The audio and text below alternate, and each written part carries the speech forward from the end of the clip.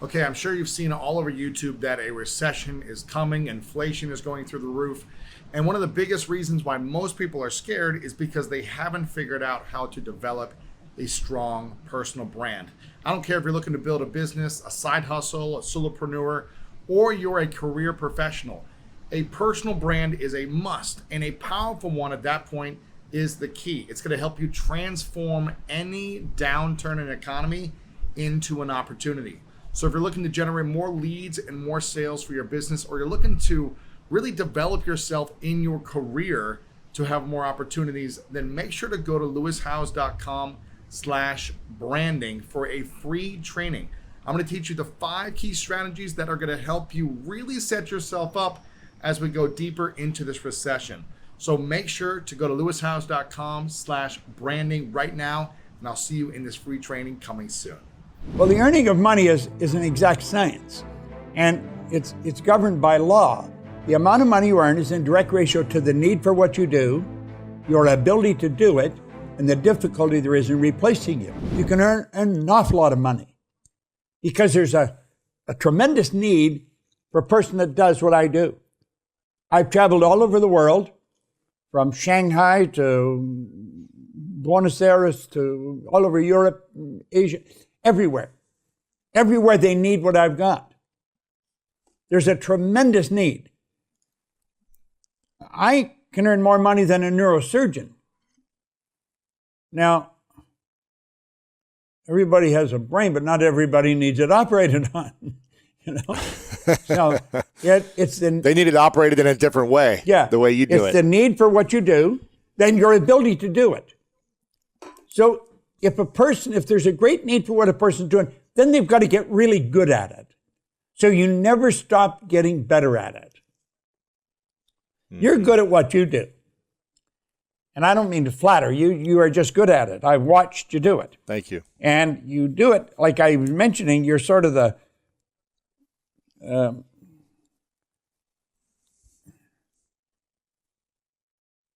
well, you're much the same as drawing a blank on his name. Talking about Larry King? Larry King, yeah. Because Larry was a master. Larry never talked about Larry. It was all about you. You never heard him say I. It was always about, interviewing the person. So there was a great need for what he did. He was entertaining a lot of people. His ability to do it, he was very good at it, so he was very difficult to replace. Now, when you're difficult to replace, your stock goes up. Yeah. We've got to learn how to earn money. And most people don't know how to earn money. Most people think you go to work to earn money. Do you know, I was in a seminar in Phoenix, it was probably a couple of years ago now, and this guy came over and talked to me. I knew him, not well, but I knew him. And he was a doctor. And he told me he was thinking of quitting. I said, why are you going to quit? Well, he said, the medical profession's all messed up now. He said, you got to put in more time to earn less money. I said, well, that's true. But I said, why'd you become a doctor? Well, he said, I love it. The fact that you're earning any money is a plus. You don't go to work for money. You go to work for satisfaction. There's 2 rewards in life. One is material and the other is psychic. We shouldn't work for money. We should work for satisfaction. You provide service to earn money. Take some recording stars. My God, they earn millions on a recording. But look at the millions of people that are being entertained. Mm-hmm. Construction workers, air flight attendants, restaurants. The music's playing, entertaining all the people that can hear that music. So they're entertaining all the people. And that's where it's coming, you see. You do what you work at what you love to do, and you'll get tremendous satisfaction. Like, I love what I'm doing. I would do it for nothing if I had to, but I just love it. I really love it. And so the fact that I love it, why would I want to do anything else? And that's what I said to him. You get satisfaction from what you're doing, what you love to do. So every day when I get up to go to work, I'm doing what I love doing. You provide service to earn money. I have all kinds of stuff that we sell, programs that we're selling. Somebody buying them now. I don't know who they are or where they are, but I'm earning money right now while we're talking. And when I go to bed tonight, I'll be earning money, and I'll earn it all night. And I like that idea, because we're providing service. So I think we have to get the money straight in our mind, and I don't think most people have it straight. If you, if people don't, you were mentioning if a person didn't like to talk about it, they have a problem with it.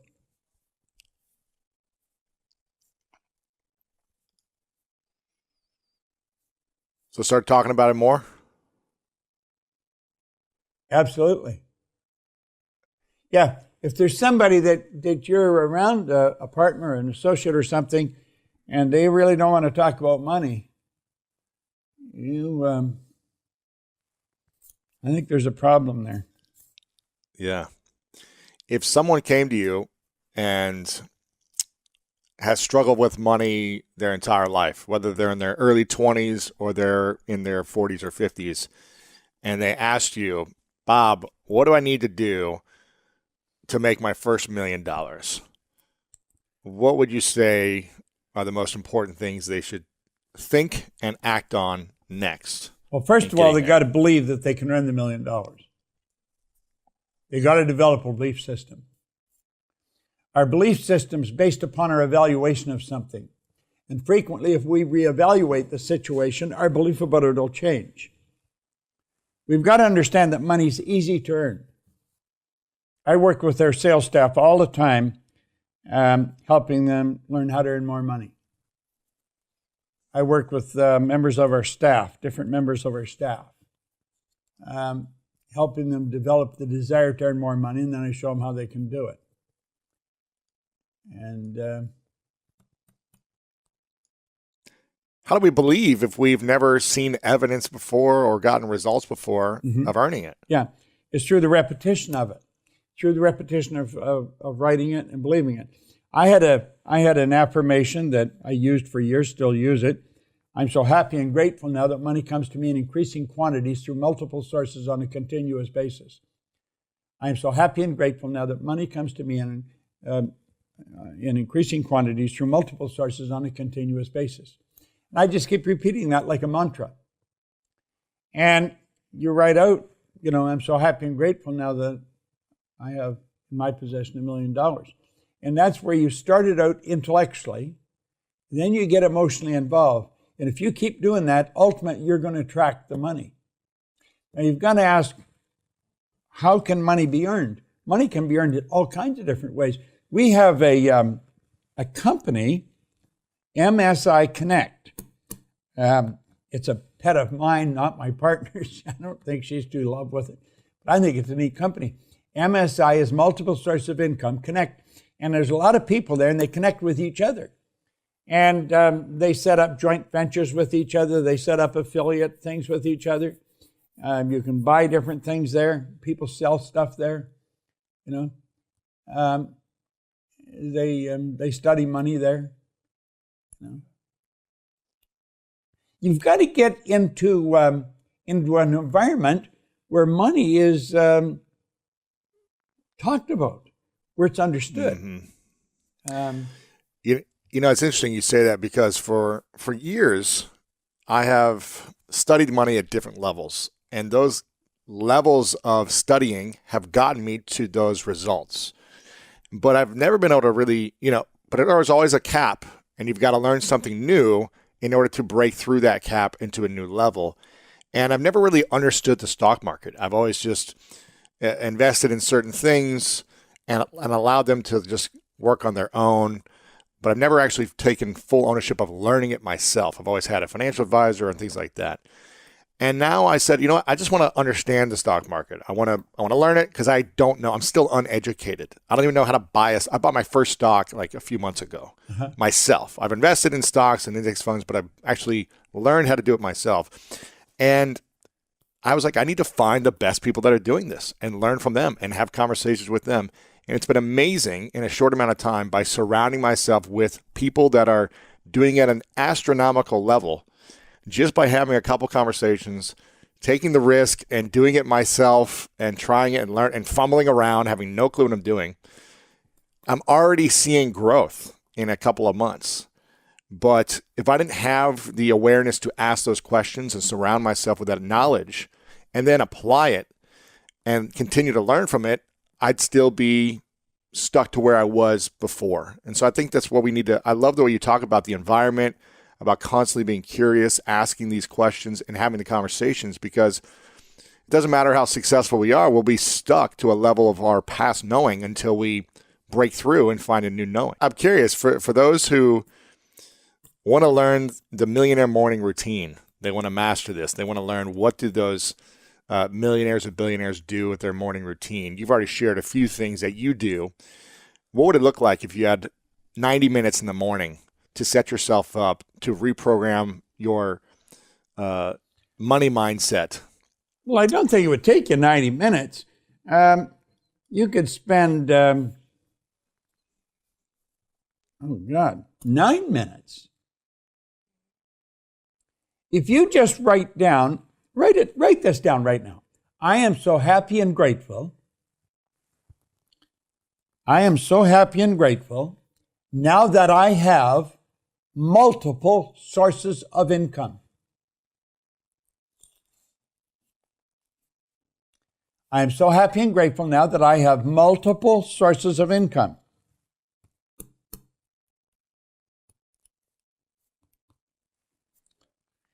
You know,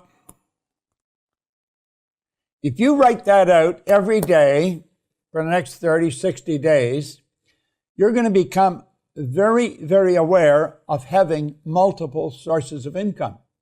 Wealthy people all have multiple sources. They don't have one or two. They have a whole bunch of them. I don't know how many sources of income I've got. I'm not even interested in figuring it out because somebody else looks after that. I don't look after it. But I do know that you can do that. That's what Keith did it down in New Orleans. God, his life changed so dramatically. And I'll show you different things you can do because anyone can. You want to set up multiple sources of income. You know, I was flying on a plane to KL. I used to fly from Toronto to KL once a month and back. It's 25 hours in the air one way. So, wow. When I'm in the air, I either work with names, words, or numbers.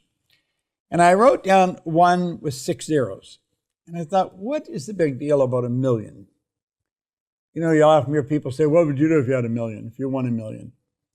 And I got thinking about it.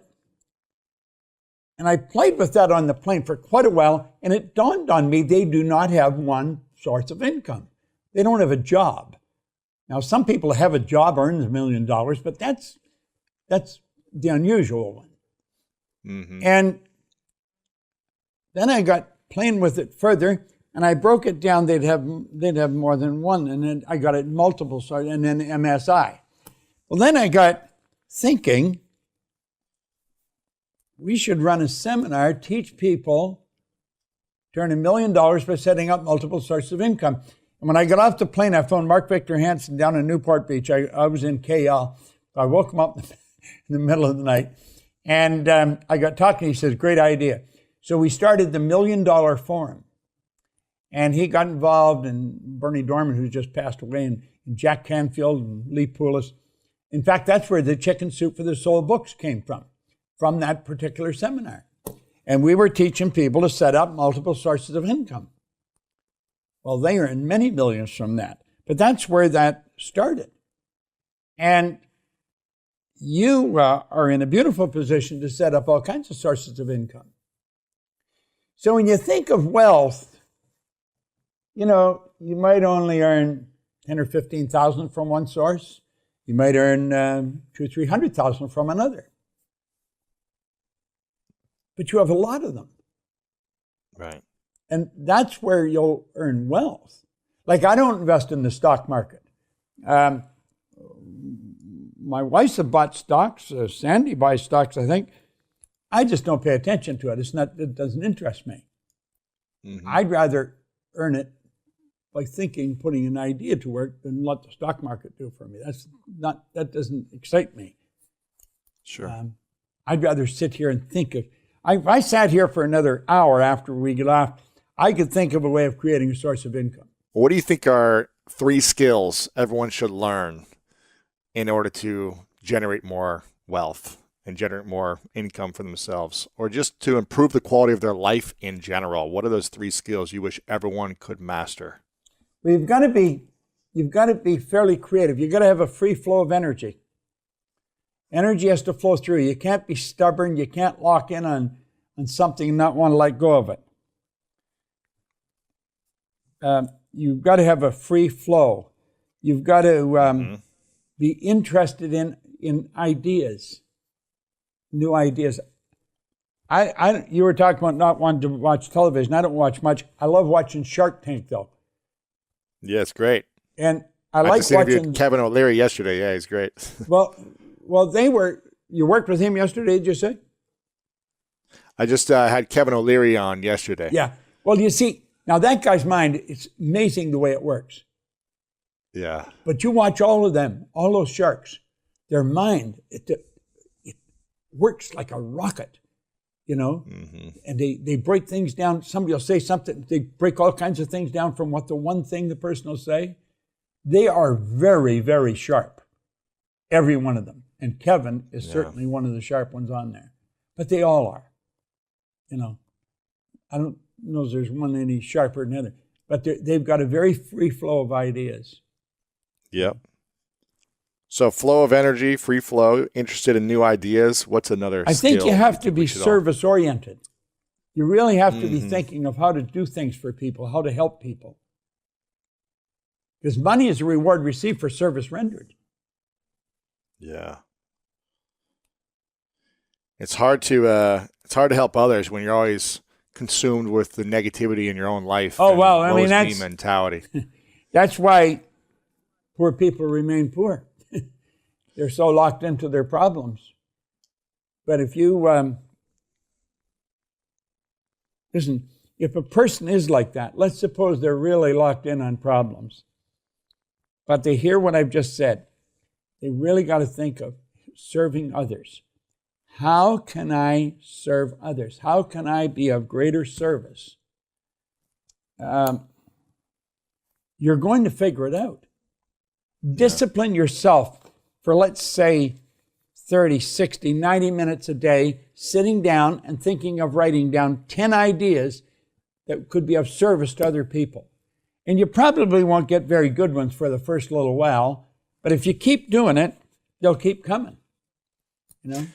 Absolutely. Or you'll try stuff in the beginning and you'll learn something from those efforts and you'll realize how to make them better. Yeah. And you maybe don't stick with them. When I started, I was like doing stuff, just hustling around, trying to figure it out. And you realize what doesn't work for you until you realize what does work. What's something else you recommend doing in the morning routine? I know you mentioned writing down this sentence every day. I am so happy and grateful that now I have multiple sources of income. What other things would you recommend for people to develop that millionaire mindset in the morning? Get books on money. Mm-hmm. You Too Can Be Prosperous is one. That was the one by Robert Russell. You Too Can Be Prosperous. Think and Grow Rich. What else have I got there? The Master Key to Riches by Napoleon Hill. Get reading these books. Yeah. And get a partner to read them with.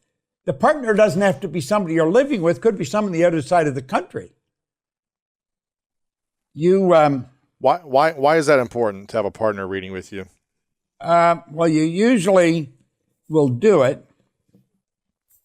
And if you here's a great book, Power of Awareness. Now, When you look at this, it's got a red band across the bottom. The power of awareness, you'll find it without this red band, don't get that. This is the one.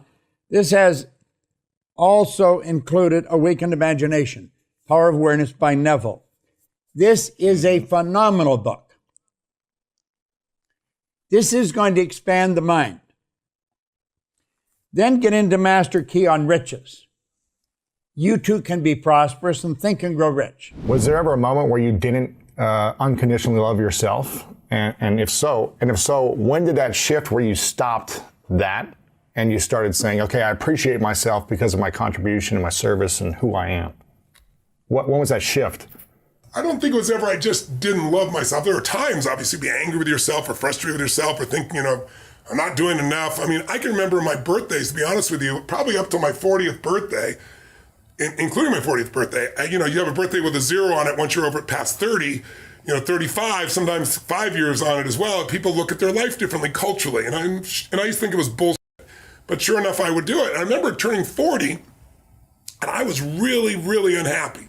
I was like, Jesus, I've not done enough. I've not helped enough people. I helped tens of millions of people at that point already, done all over the earth in 100 plus countries at that point, but it was still kind of stuck in my head. So I would earn the love by over-delivering, change somebody's life. Like, I don't get it because somebody says, oh, I love you, Tony. I mean, I appreciate that. Or, oh, you're the greatest.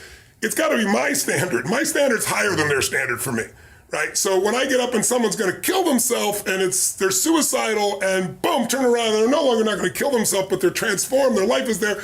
That's when I go, okay, now we've hit the center of what I'm made for. Now, I deserve to feel this euphoric feeling within myself and appreciation. And even then, I still know it's God coming through me. I don't have the delusion it's just me. But I think sometime after 40, I finally saw the stupidity of it. I accumulated enough that I looked at life with fresh eyes.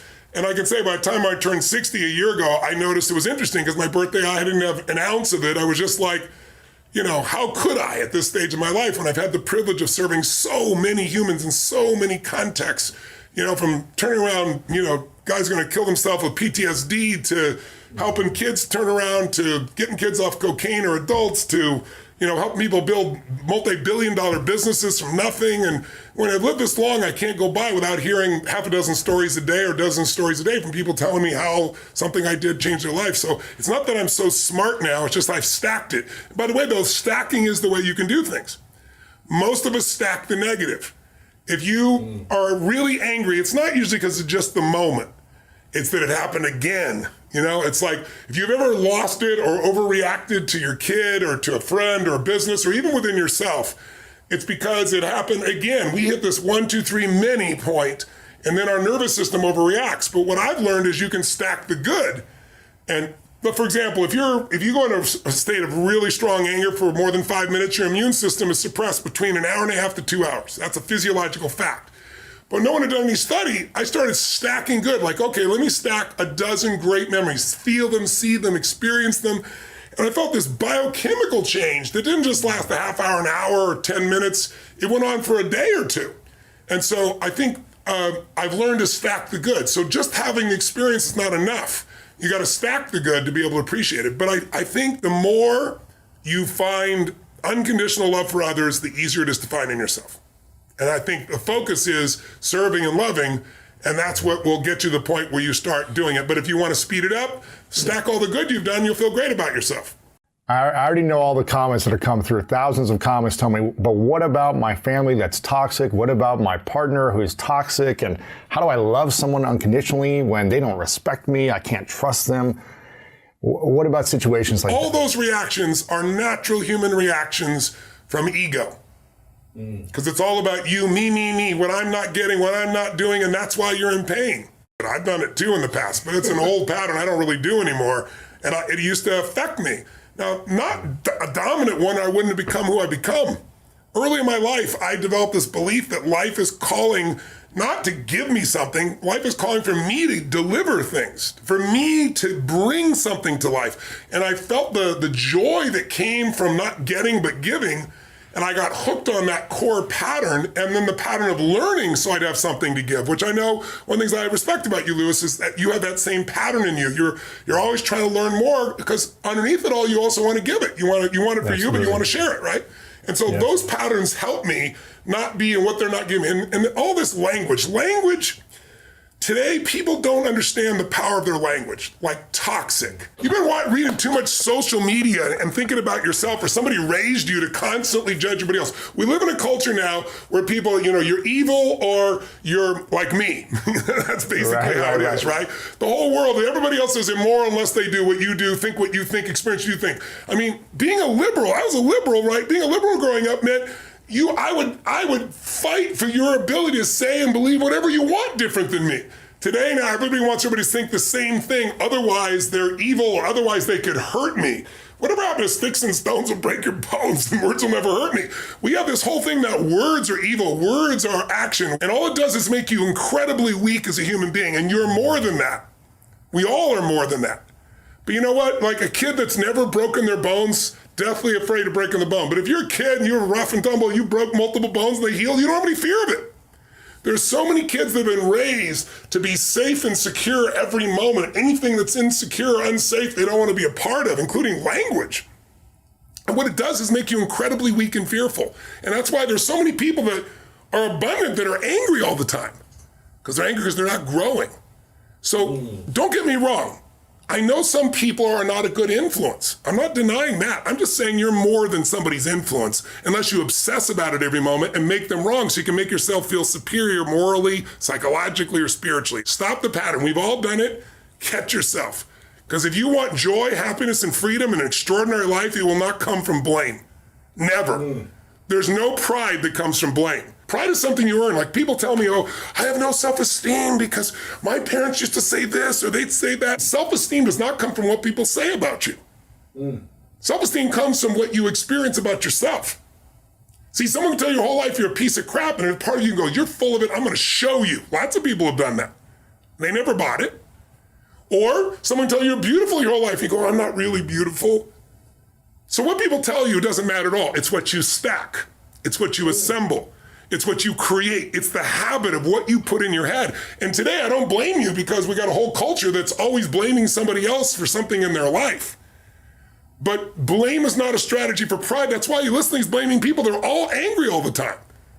Listen, if I wanted to blame, I grew up in an environment, I didn't even share it till my mom passed, and even then I didn't share. I grew up in a pretty rough environment. My mom was a beautiful soul, but when she drank alcohol and she mixed it with prescription drugs, it was a different creature, and it was a violent creature. And I have a younger brother 5 years younger and a younger sister 7 years younger. And my mom would get nuts, and I didn't want them to get hurt. So I was 5'1" in high school. She'd grab me by the hair and smash me against the wall till I bled. Now, I never shared this, and I'm not denigrating her in any way. I only shared it like 4 or 5 years after she died because I was talking to a group of kids in New York City, all without fathers, 80% African American, about 20% Hispanic out of their group roughly, no white kids, and I'm talking about your biography is not your destiny. And it doesn't matter what you've been through, what you decide now is what's going to control your life. What you decide each day going forward is going to decide your life. And I can look at them seeing me, and I can read their minds. This big, tall, white, rich guy is going to tell me biography doesn't matter. So I said, let me tell you my story. And I told them the whole story, way more than I'm telling you. And every one of them was crying their eyes out when they're done. I said, look where I am right now. Because I wouldn't assemble the story that my past equals my future. The past only equals your future if you live there. If you're using a rear view mirror to guide yourself, you're gonna crash. So what you've been through is horrific. What you've been through is unjust. I'm on your side. But if you hang on to it, you have no future. And you have no one to blame but yourself. And these kids, to their credit, man, they just responded to the challenge because they first cried their eyes out hearing all the stories. My mom would think I was lying, and I wasn't lying. She poured liquid soap down my throat till I threw up, and I wasn't lying. So it's not the physical abuse, it's the fact that this is the person you love most that's trying to hurt you that messes with your head. So I could have been messed up for life, but I didn't. Because something inside me says, I'm responsible for this life. And part of that's because I started reading when I was 13, 14 biographies of people, the greatest people in history, and reading their lives and finding out, guess what? Their lives were far from perfect. Some of them had worse lives than I had. But when you have no reference and all you do is go online, you talk to other people, it's making everybody else toxic, and I'm like this, and they didn't do that, right? Don't be one of those. Free yourself from the chains of your past. I'm not saying your past doesn't matter, but listen, my mother, I tell people this all the time, and it's the truth. If my mother had been the mother I wanted her to be, the mother she should have been, I would not be the man I'm proud to be today. Because I had to become a practical psychologist way before any schooling, figure out when's she gonna go in the mood, how do I change her state, how do I protect her from the kids, it felt life and death, and it was to some extent. So I developed skills at such a young age. Then when I learned things, I just added to my skills, but I had a core sense of certainty that I could turn anybody around because it started with my mother. And thank God for her. And she encouraged me in so many ways. She did so many great things. And she loved me, even though it didn't look like it at times. So, right. But if your parents, if the people around you said all the things you thought they should have, if they had just not been toxic, if they'd encouraged you, you wouldn't have any muscle. And right now you don't have any muscle because you're using that as the excuse, if you're thinking that. And I'm not attacking you, brothers and sisters. I'm calling to you because I know you're more. Otherwise, I'd just keep my mouth shut. You've been hypnotized by a culture of weakness. Now, having said that, I'll say one last thing. I know you haven't got other questions, but it's so important what you've asked. Yes, there are people that you don't want to hang out with that will not serve you. But then move on. Don't sit there and talk about it constantly. Don't waste your time. And you say, but what if it's family, Tony? Mine was family too. That's God coming to you saying, grow. You need some spiritual growth. There's got to be some change in your perception, your belief, your emotions, your spiritual look of life. So that can't happen anymore. And when it happens, like at 61, I've been through so many of those things.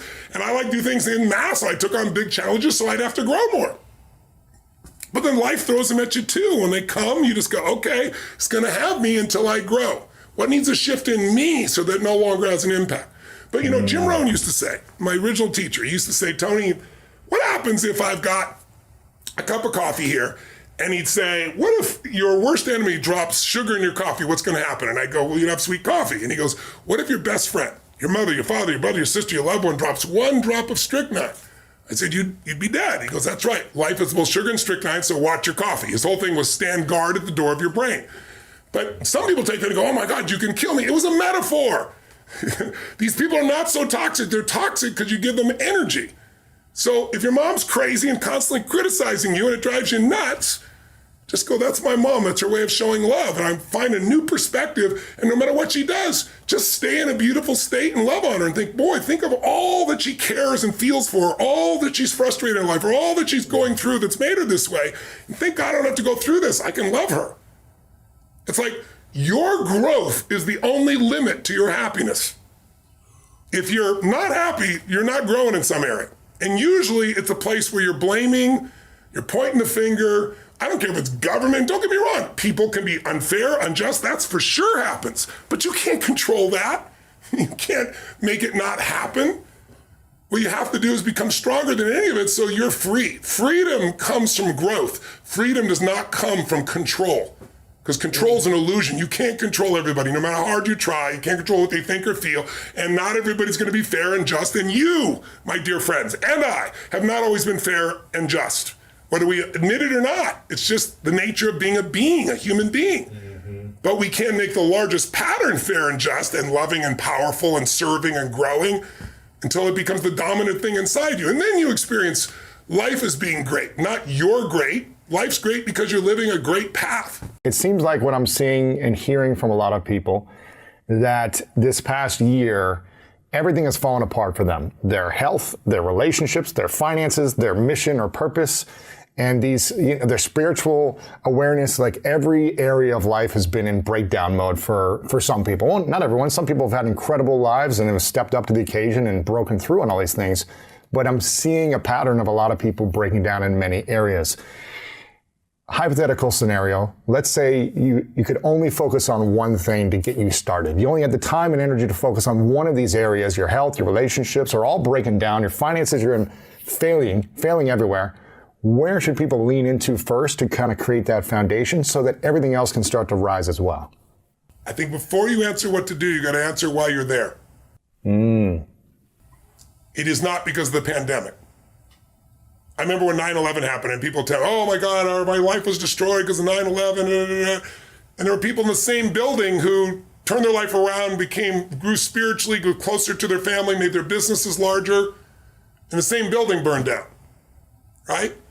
I know in my case, 9/11 comes, if you can imagine, I'm fortunate enough to have now more than 80 companies in all these different industries. And obviously, I've done pretty darn well by most people's standards of business and life. But my core mission is what I do for a living. It's why I'm here talking to you right now. It's getting people to be free and alive and have the level of fulfillment that they deserve to have. I know they desire, but I also believe they deserve to have. But to deserve to have it, you got to do certain things, right? Blame is not a strategy for a meaningful life. Blame is not a strategy for greatness. So you got to resolve that, number one. And then your question was, what's the one thing to focus on if you can only focus on one?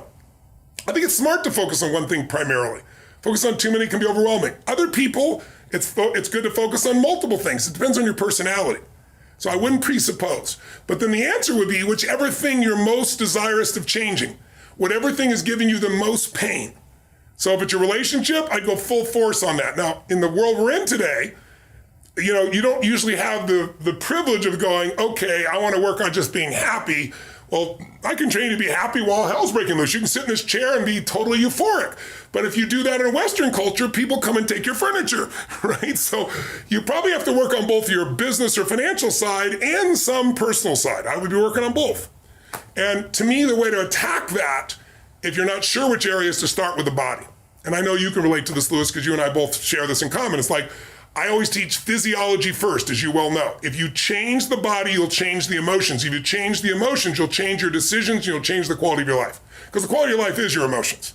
Mm-hmm. It's not what you get. You can have $1 billion and commit suicide. People have done it, right? You can have beautiful relationships and commit suicide. You can have people loving you and be sad all the time. Our pattern of emotion is our home. And you have to upgrade your home. You have to train it. And one way to train it is the emotion comes from the way you move, the way you breathe, the way you speak. So if I said to your listeners, there's a depressed person behind the curtain over here, and I'll give $100,000 to their favorite charity if they had to describe their body, their posture, and they're depressed, you tell me. I'll just use you as the example. What does that person look like? They're slunched down. They're looking down at their feet. They're not looking upward. Their shoulders are over. Are they breathing full or shallow, do you think? They're shallow. Are they talking fast or slow? They're talking, if they're depressed, they're probably talking fast because they're not calm. Well, no, that's usually stressed. Depressed is different than stressed. They're slow. They're probably talking low volume, slower than. And all those physical characteristics change your biochemistry towards this feeling of being depressed. And in a depressed state, you won't do anything. When I used to be depressed, and I don't get it anymore, I just took it out of my life. I even took the language of it out of my life. Because the words you create a biochemical response. I got out of it by using anger originally. I'd much like, sometimes if somebody's really sad or depressed, I'll make them angry. And people are like, what's he doing? He's making them angry. Because angry is much more resourceful than depressed. From anger, I can get you to laughter. I can get you to taking action. And then gradually I got where I didn't need anger. It was about growth. It was about contribution. It was about meaning. So there's like stages to go through. But to answer your question, they should work on both their business side of their life and personal, one of each. And in order for either one of those to work, you need to be in a strong emotional state. And if you start with your body, like I start every morning in my cold water, start every morning with my workout. I start every morning like feeding my mind, right? So there's certain things you got to do physically so you're strong enough to remember the truth. Because remember, fear is physical. You feel it in your throat or your gut. So is courage. Courage doesn't mean you're not afraid. It just means you're strong enough you push through in spite of the fear, right? And courage feels different in the body. So when you go lift or you go for a sprint or a strong run or you jump in that freezing water, when you push your mind to go beyond what's comfortable, you feel a strength inside you, and that strength will help you to change your body, your emotions, your relationships, whatever. But then the other thing I gotta say is model someone who's successful. Find somebody who has what you want, ideally maybe more than one person, 2 or 3. And figure out what are they doing different than you in their relationship? What do they believe different than you about relationship? If it's their body, what are they doing different? They're not lucky. They're doing things differently. You might be slightly biochemically different, but there's patterns there that you can see. And so instead of learning by trial and error, which can take decades you may never learn, Jim Rohn taught me success leaves clues, man. Find someone's got what you want, study what they do, every aspect of it, and then add yourself to it. And that's the pathway to speed of transformation. So now, like, I've done it. I'm not the only person. There's so many companies that went from worse off than they'd ever been in their history to the best off because they found a way to pivot. What is your thoughts around the identity of money and the psychology of how it plays in our lives? Because a lot of people want to make more, they want to attract more, but they're just struggling with just the concept of it. Mm-hmm, yeah. Well, I think we've been programmed quite a bit with our relationship with money. We have a relationship with everything known in our environment. You have a relationship, a neurological network in your brain for your parents, for your cell phone, for your computer, where you live, where you've lived in the past, what you're going to do tomorrow. That, for the most part, the brain is a reflection of everything that we know, right? So along with that is our relationship with money. And I feel like I have a really good relationship with money because I work on having a really good relationship with everything in my life. Did you always have a good relationship with money? I think so. I think so. I've never really lived in lack. That just wasn't part of it. Even when I went to college and I had to take out student loans and stuff, I always figured out a way to always be a little bit ahead of the curve. And so let's back up and just look at how people form beliefs. Because most beliefs are created from past experiences, right? So children, when they're in their early ages, their brainwaves are very slow. Like their brainwaves are in alpha when they're like 7 to 12. They're in theta when they're like 2 to 6 years old, and they're in delta like when they're newborn to 2 years old. And so these brainwave states are states that were really suggestible to information. So when we hear information, we believe it. And we accept it, we believe it, we surrender to it as if it's the truth without analyzing it, because there's no analytical facilities yet.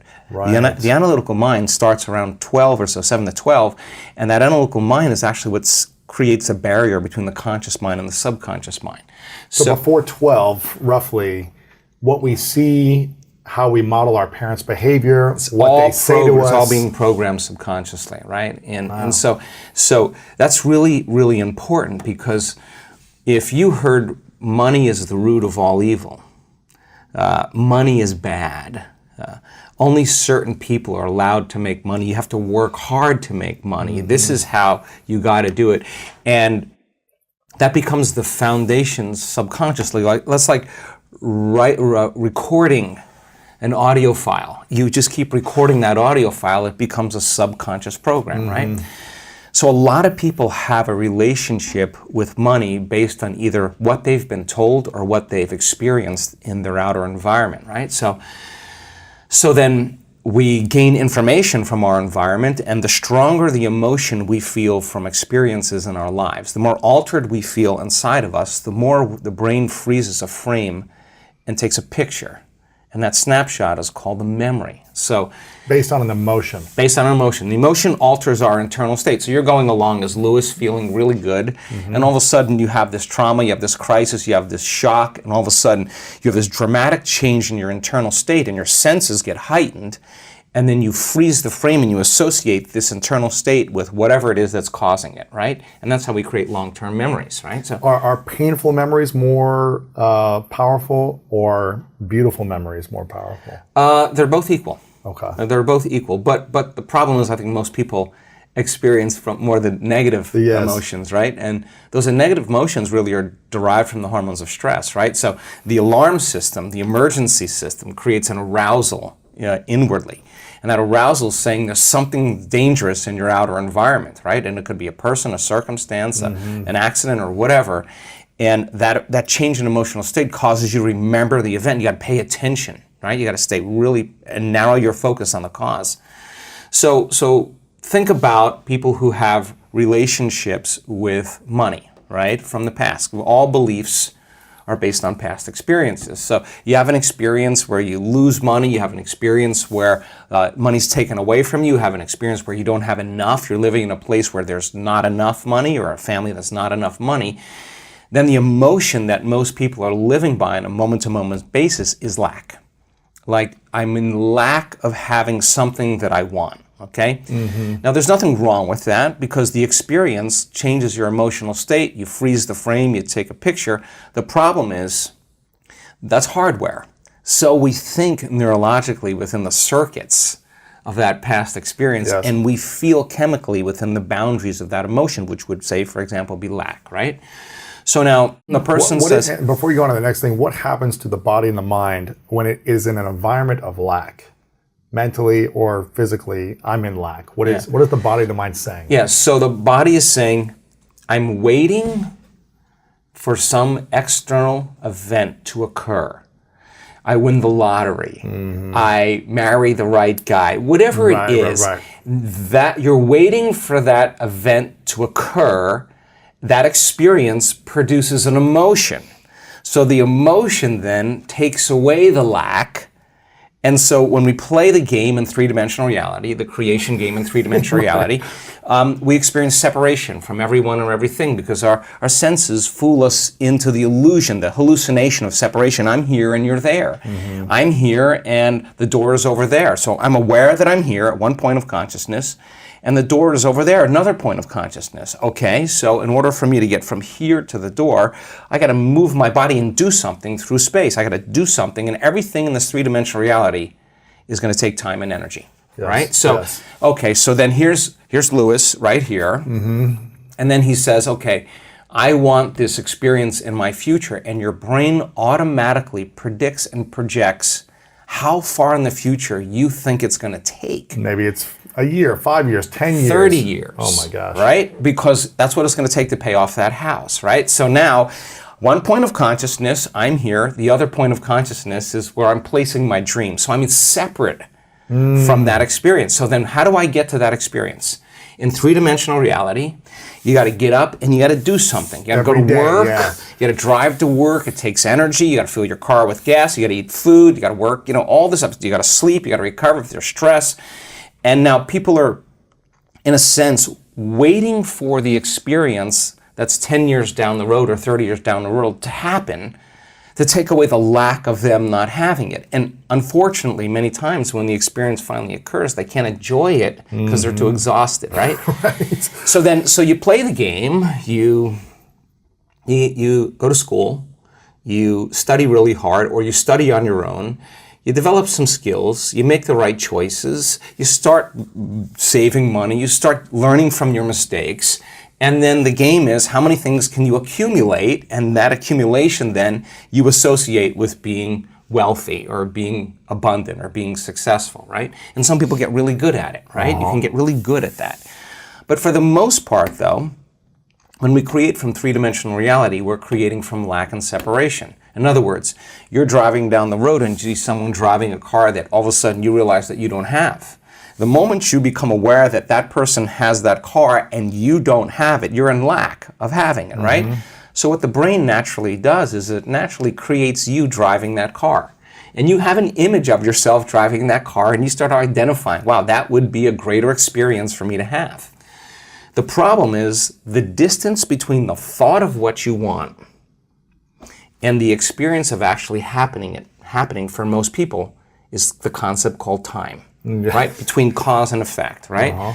So some people develop the ability to manage themselves and manage their life. They develop certain skills and they can pay for it and they can get it very quickly. The problem is when the novelty of that experience wears off, you know, the car, and they're no longer identifying with that, and the feeling of emptiness and lack comes back. They need to find something else. They got to go and find something else. And so there's this game that goes on where you never have enough, right? And that's the lack game, right?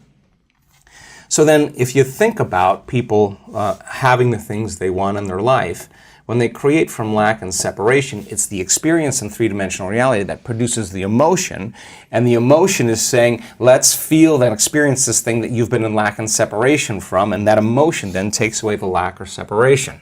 But you've worked really hard to get it, okay? Nothing wrong with that. Is there another way to do it? Yes. Okay, so the person who's living in lack is waiting for their wealth to feel abundant. They're waiting for their success to feel empowered. They're waiting for their healing to feel gratitude. They're waiting for their new relationship to feel love. They're waiting for their mystical experience to feel awe. That's the Newtonian model of reality, of cause and effect. You know, waiting for that event to happen to take away this separation or lack. Nothing wrong with it. It's the way most people create. But what we've discovered is actually something else. The moment you feel gratitude, your healing begins. The moment you feel worthy and abundant, you're generating wealth. The moment you're empowered, you are moving towards your success. The moment you're in love with yourself and you're in love with life, you'll create an equal. The moment you are in awe of life, you're going to have a mystical experience. And so that's causing an effect, right? So then if you can teach people then how to create, instead of from lack or separation, but create from wholeness, and create from what we call the quantum field instead of three-dimensional reality. What's the difference? Okay, so the way first of all, it takes knowledge, okay? The quantum field is an invisible field of energy that exists beyond our senses. You can't see it, you can't smell it, you can't taste it, you can't hear it, you can't feel it. It exists beyond our experience of three-dimensional reality. Would this be in our mind's consciousness, or would this be in a different space? Okay, let's look at that. So the answer to the question is, how much of your waking day do you put your attention on matter, on the material world, and how much of your waking day are you aware of energy and frequency? For most people, they're unaware of the quantum field, and if you're unaware of it, it doesn't exist for you. Right. Just like you have a nose, but if you're unaware of it, it doesn't exist for you. The moment you become aware of it, it exists. Well, the quantum field, you could study all kinds of science, and they'll tell you there is this invisible field of frequency and energy that exists beyond the senses that tend to connect everything physical and material. In fact, everything physical and material is connected to this field, okay? So how do you get there, right? How do you get there? How do you get there? How do you get there? So we discovered that when you take all of your attention off your body and you are not paying attention to your emotions, your drives, your habits, if you could take all of your attention off of every element in your environment, your cell phone, your tablet, your computer, your car, your whatever it is, your bed, take your attention away from everything, every place that you live, where you sleep, or you work, and you're not thinking about time. You're not thinking about your schedule, where you need to be, or what happened yesterday. You can relax into the present moment. There tends to be a dramatic change in the way the brain functions when people do this properly. We call it getting beyond yourself, but in a sense, you're dissociating from your three-dimensional reality. Why? Because if you're thinking about anything in your three-dimensional reality, that's where your attention is and that's where your energy is, okay? So we kind of figured out this formula when people really become nobody, no one, no thing, nowhere, no time. They're pretty much all of a sudden outside the constraints of the Newtonian world of got to do something to get an outcome. And if you can teach people how to linger there without a name, without a face, without a profession, without a family, without a culture, without a past, without a disease, you teach them how to be in this place we call the unknown, right? And you teach them that from that place, that invisible field, is where everything material comes from. And if they could create coherence in their brain, you need a strong signal in the brain. The more coherent the brain, the more stronger the signal. What do you mean a strong signal? Okay, let's see how I could say this. When most people, when we look at brains in real time, and we're looking at people's how their mind is working. When you're under stress, okay, stress is created by not being able to predict something that's going to happen in your life. The perception that something's going to get worse or you can't control something, right? So when that occurs, we switch on that primitive nervous system called the fight or flight nervous system, and the brain goes into this very alarmed state called high beta.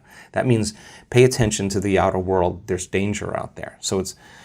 But if it's not a predator and it's traffic or your coworker or your ex, right. This is where it gets to be a problem because it becomes very maladaptive, right?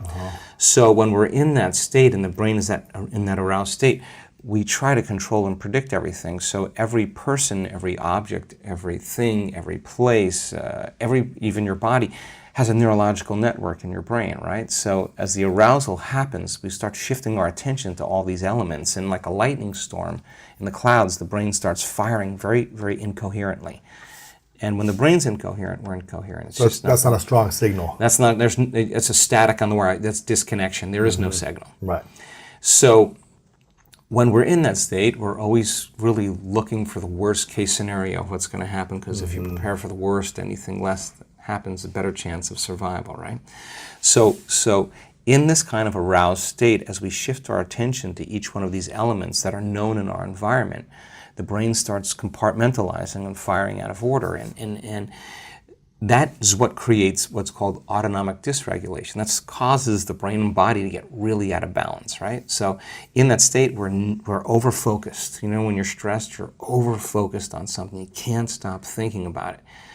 Our research shows that when you do that, you actually make your brain worse, because you're analyzing your problems within some disturbing emotion, and that emotion is driving you further out of balance. You're actually knocking your brain and body out of balance by thought alone, and you're driving it into these more aroused states, right? For someone that's been living like that for decades, that's their base state.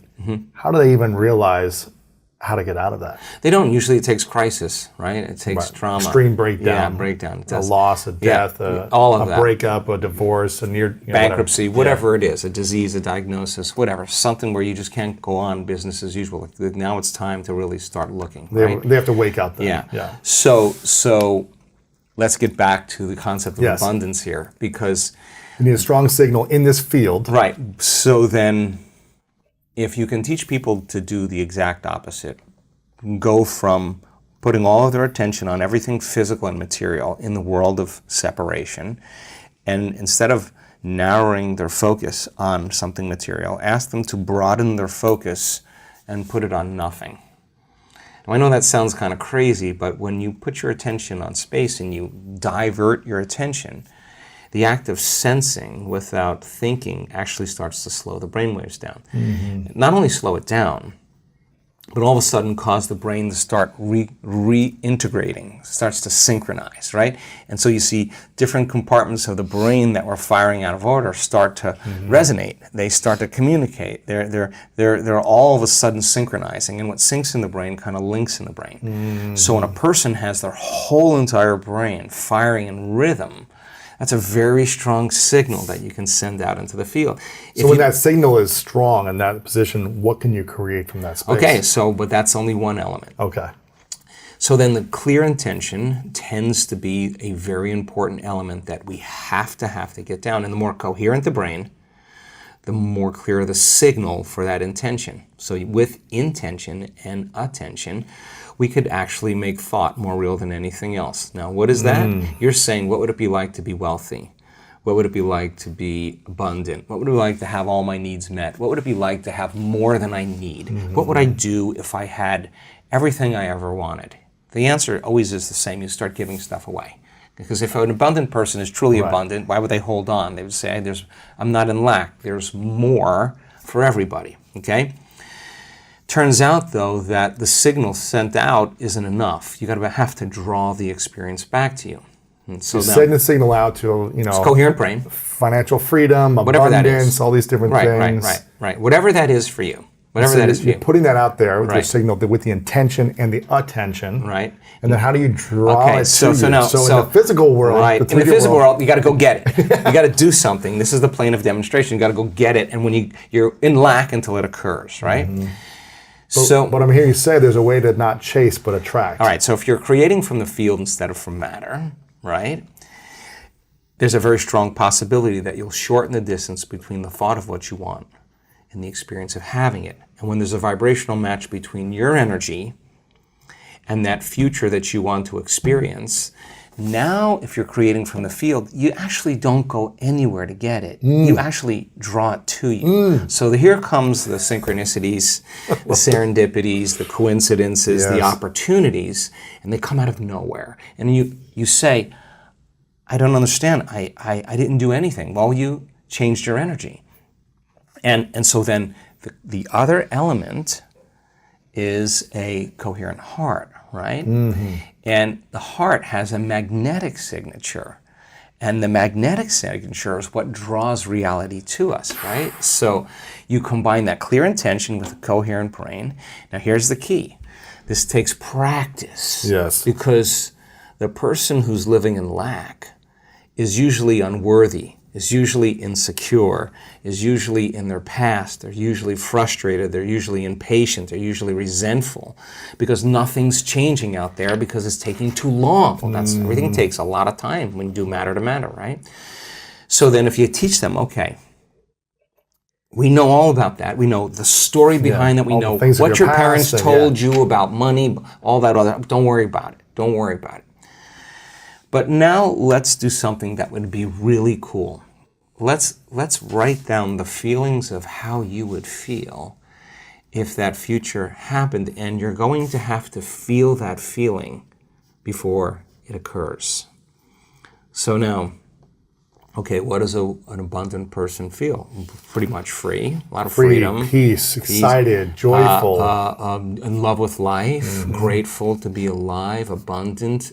Okay, now let's practice feeling those. Turns out when you're feeling those other emotions like resentment and impatience and frustration, you're stepping on the gas pedal, you're just turning on the sympathetic nervous system, and you're stepping on the brake. At the same time, which is you're angry, you're frustrated, but the fight or flight nervous system says run, fight, or hide, and you're sitting in a Zoom meeting and your neck is pulsating is because the heart is beating against the closed system, right? You're not using it in an adaptive way. So the heart starts firing out of order. It starts firing incoherently, and incoherent waves cancel each other out. It's called destructive interference, and then we stop trusting our future. Energy leaves the heart. Do you understand how much more valuable you are than money? And how much more, remember, Buddhist monks, there's millionaire achievers that go to Buddhist monks all the time. The reverse never happens. There's no Buddhist monks going, how do I get the Lamborghini? I need to make millions. Yeah. Why is that? Because the highest thing we have, the number one asset we have is our connection to ourself. And then most of us think it's money. So we make that the highest vibration, but it's not. It's inner peace. It's inner peace. It's this moment, and you have that available. And the best things in life are free is a very cliche sentence, but it's true. And that's true, but also we only pay attention to what we invest in financially. So we overlook meditating here, but if we could pay to meditate, we'd all of a sudden do it. So we have to understand that what is free for real will bring in everything else that you want. Yeah. I have a rule too with money that you might think is cool. This is a thing that I want to offer people. If you're trying to figure out how to create a space for money, I offer people to think about how they think about money. Like think about how unconsciously you think about it. Like you're never enough, you're the root of all evil, whatever.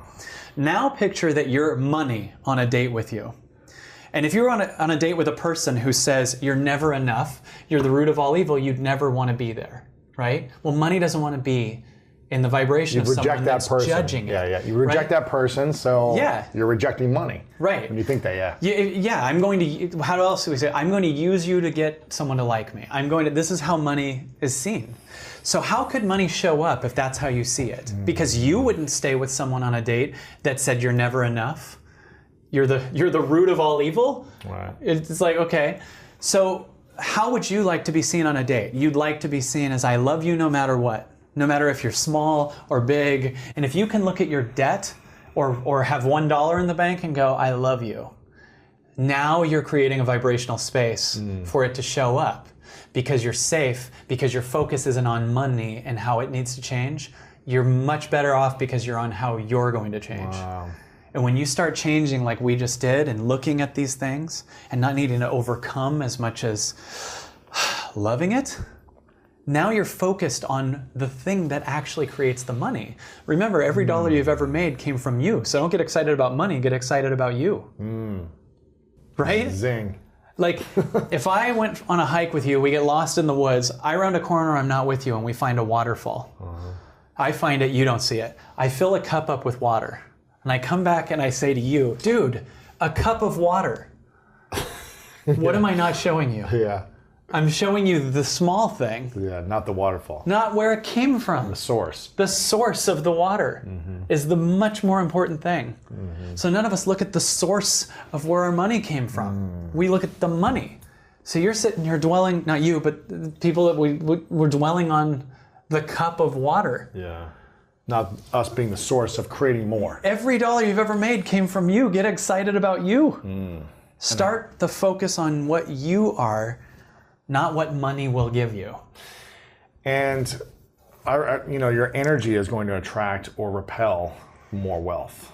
A lot of, Yes. a mentor of mine said, I was at a salsa club learning how to salsa dance, terrified out of my mind, and I saw a guy who was amazing, who was a public speaker. He actually got me into public speaking, and he said, the world makes room for passionate people. I think money is attracted to passionate people as well, because people Yes. are passionate about life. They bring an energy, they bring a richness, a fullness, a richness, and they attract riches. Yeah. Whether it be through the community or the art they're creating or the business they're creating. Yes. And you're going to start to attract. Especially in this time, because I know there's people watching this go, well, what do you say about all the greedy billionaires and blah, blah, blah? And what I say is that's the old consciousness. Yeah. That there, in fact, we see through it and it's starting to crumble. So the old way of doing things selfish was a conscious shift, because I believe in like the 50s, everyone was just like a factory worker working for, and then it was like this breakaway where an entrepreneurial boom happened. So taking your focus off of the old story and moving into what you are and learning how your thinking changes things was the highest consciousness we understood at the time. So at that time, that created this old consciousness of your focus, changes it. So you think positive, whatever. And that created it. And then we keep going and take a good thing too far. And then all of a sudden it's this billionaire thing. You can feel the most controlling mindsets crumbling. You can feel the suicides from the people that have made lots of money but see that it's not the answer. You can feel the people that are controlling other people. All the control, as the control fell in you during this interview, as you said goodbye to the old story and kind of loved it, all control in the world is starting to fall. And the old structures aren't working. And what will work in the new century and the new future is the birth of this consciousness. This consciousness, following your heart. You will not be able to make money just from massive achievement. It won't work. I'm telling you, it's going to be we see through it. The consciousness sees through it. It's too small. When there's going to be a major influx of Martin Luther King's, Mr. Rogers, Oprah's, Wayne Dyer's, it's coming. Yeah. Because we're so repressed that our hearts are going to springboard like the Renaissance, and there's going to be, you know what I'm saying? That's true. You mentioned this a couple of times, and it reminded me of another mentor of mine, Chris Hawker. I was working as an intern for him for about 6 months when I was on my sister's couch, broke, no money. My dad had just gotten into a car accident that left him in a coma for 3 months, and he was kind of my safety net. He was my, financial stability, where he would support me financially on things. And he always said, when you're done like living your dream and chasing your football career, whatever it is, you can always come work for me. Wow. He had an insurance company, life insurance. And I did the whole like insurance internship and did the testing, and I almost failed 3 times on like getting my, whatever it is, like the series something, whatever, the life insurance test that I had to pass so I could sell life insurance. I should have stopped after I failed the first time because I just knew it wasn't for me, but I did it so I could have this backup plan. Wow. And so when my dad got in his accident, he had to sell his company to his partner because he was no longer able to work anymore. And I didn't have the financial stability like I had before. So I was sleeping on my sister's couch for 1.5 years, and I was working as an intern for about 6 months with someone that I was learning a lot from. And I remember at one point being like, man, I just really want some money. I feel like I've been working hard for a few years. Like I really could use some money. I'm not paying any rent money at my sister's. I feel like a loser because I can't contribute to her. I can't even get my own apartment. I'm just a loser. I was 24 at the time. I was like, man, I'm just a loser of a guy. And he said something to me that what you said. He said, money comes to you when you're ready for it. And I was like, I feel really ready. I could really use the money right now.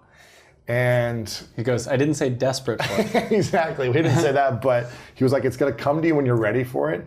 And when it starts to come, it's going to make sense. And I was like, gosh, I just want it though. I just want it right now. And it's funny because maybe a year later, it started to come. And then it started to really come pretty quickly, like 6 months to a year after that. And I remember reflecting 1.5 years prior, I was like, man, I wasn't ready for this. Like if this would have came 2 years prior, I would have blown it. I would have been scared of it. I wouldn't have been prepared for it. like I would have been so freaked out by the numbers in my bank account, I would have sabotaged it probably. Yeah. And so I really feel Exactly. like it comes to you when you are prepared and ready. And sometimes it's not when you want it to be. And when people say, how do you get prepared and ready? Yes, that's the key. So how do you Yeah. how do you get prepared So and ready? for me, meditation gets me to understand that I'm the abundance, not money. And the second you understand that you're the abundance, and I mean, and understand it in your nervous system. I mean, don't just hear that sentence while you're still dying for it in your body. Like really be in the alignment of understanding that I'm the abundance. Wayne Dyer said beautifully, there's a thing that everyone thought you attract what you want. And Wayne Dyer said, you don't attract what you want, you attract what you are, what you're in vibration of. So if you want abundance, you need to get to a place where you understand your abundance, and everything comes into your life the second you finally don't want it. It's not don't want it like avoiding, like you don't need it. You're not desperate, yeah. The second you stop looking for it, you don't even remember you wanted it.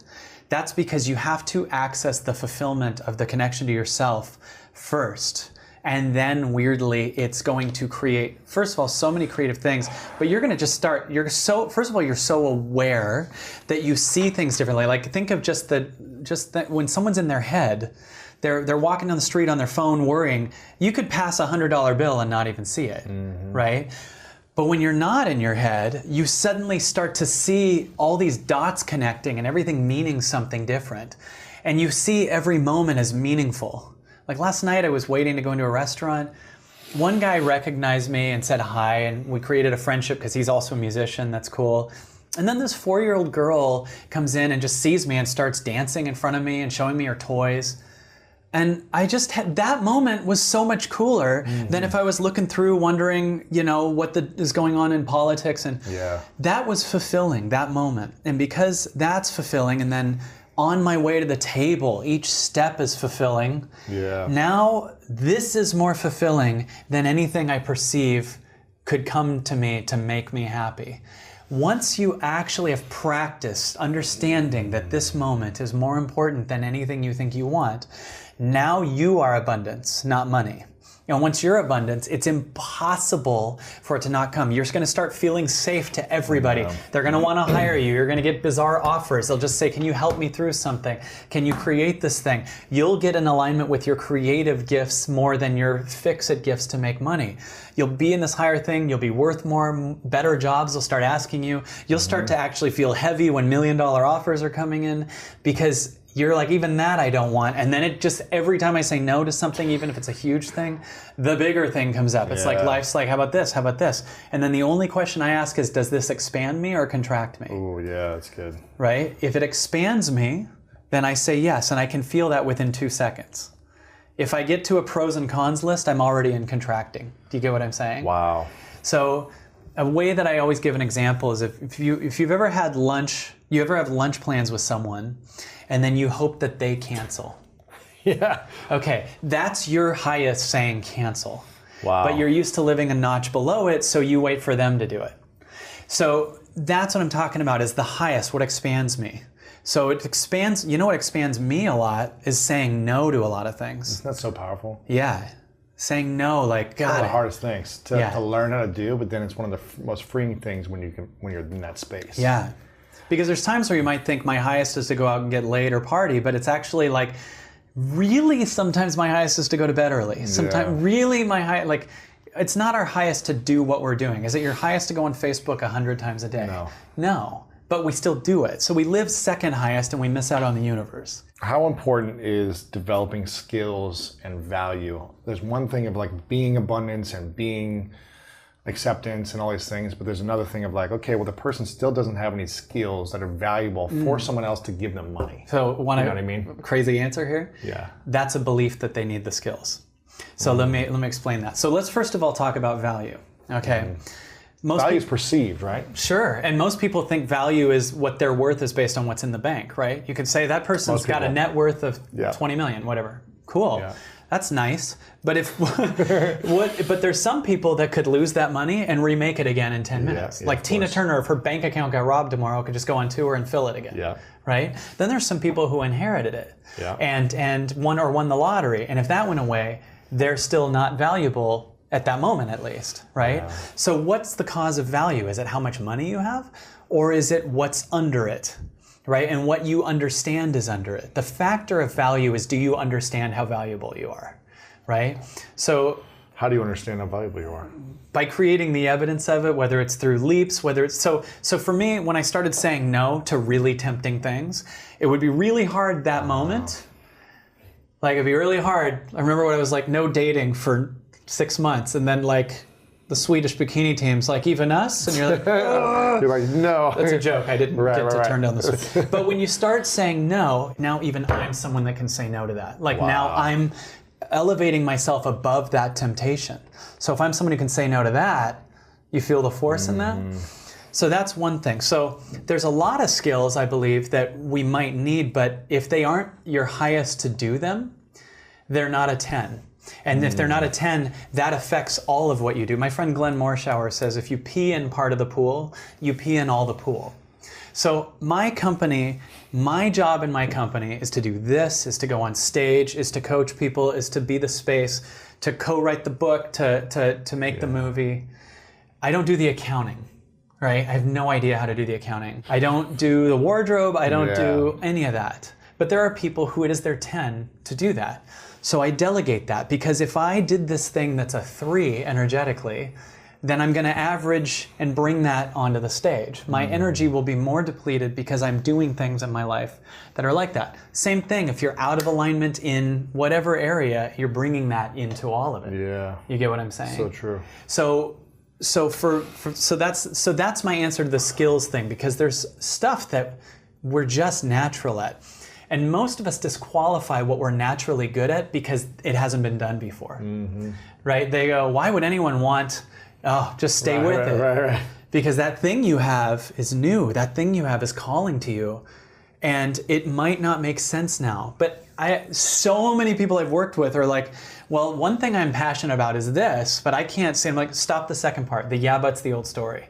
This thing you just said feels good to my body. Doesn't it feel, well, yeah, but no one will make money. No, you're using the past story.